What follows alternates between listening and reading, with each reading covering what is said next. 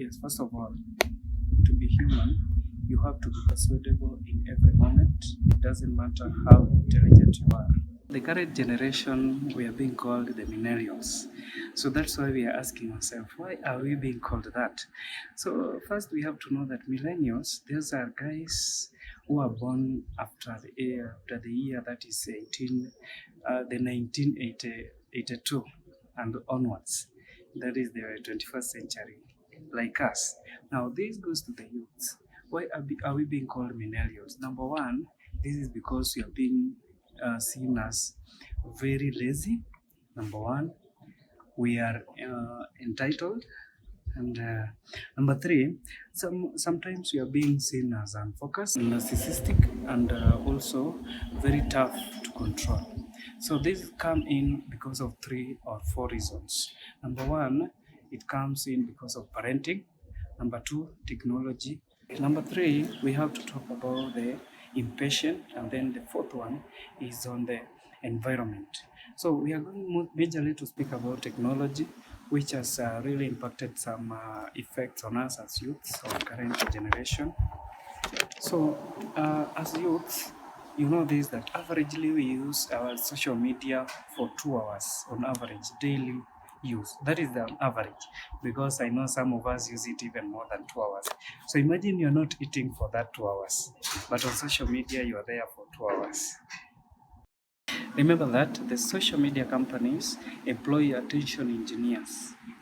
Most surprising thing is that once you engage yourself with your cell phone and on social media, this releases a chemical called dopamine.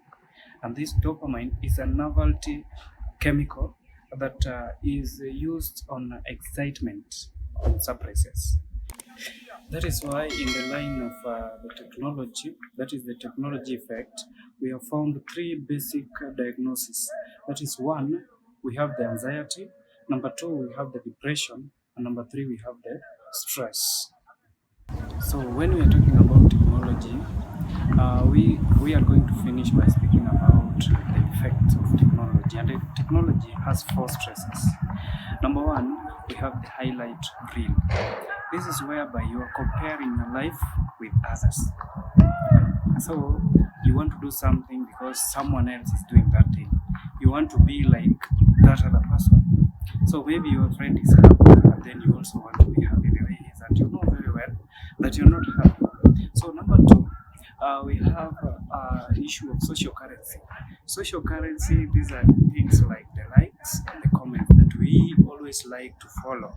That is why you would go back each and every time on your phone after posting. You want to see how many likes, how many comments, and what are the comments that you've received. So if you receive a bad comment, I know you always feel embarrassed. Number 3, on the stressors, we have what we call the online harassment.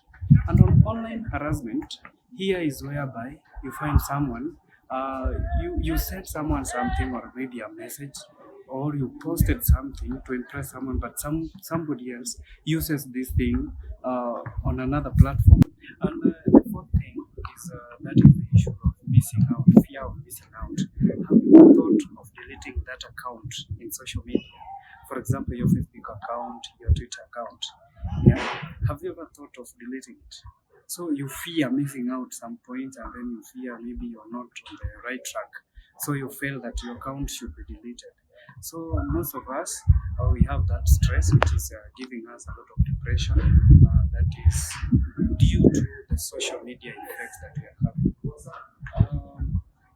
The last thing that we are going to speak about is just that this social media that we are speaking about today, I don't mean that you should stop it, but what I mean is that we should practice safe social media. That is, try to edit your social media diet. Try to edit, avoid wanting to be like others.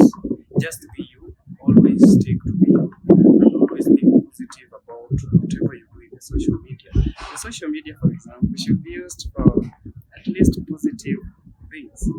Let's stop chasing out what can be dangerous to us. Yeah, so thank you so much, guys, for being with us. So it has been a nice talk.